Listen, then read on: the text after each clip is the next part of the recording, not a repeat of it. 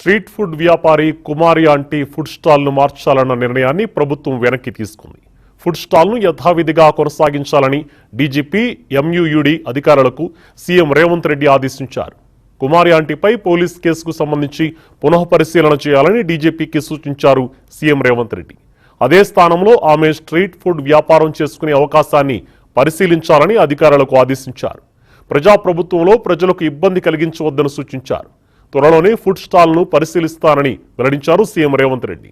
Social మీడియాలో విస్తృతంగా ప్రచారం జరగడంతో కుమారి ఆంటీ వద్ద భోజనం చేసేందుకు ప్రజలు క్యూ కడుతున్నారు.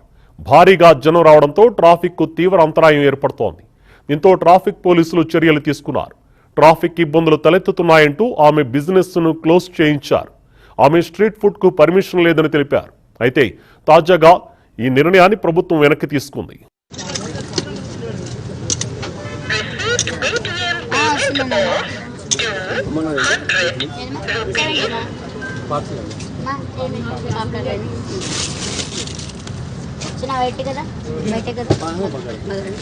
పబ్లిక్ నందరిని మేము రమ్మని పిలిచామా?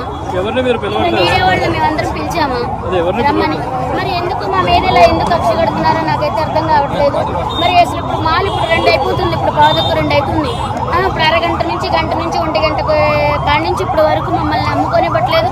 అందరూ బిజినెస్ చేసుకుంటున్నారు, మమ్మల్ని ఎందుకు చేసుకునివ్వట్లేదు? మరి పోలీసు వాళ్ళు మరి మమ్మల్ని ఎందుకు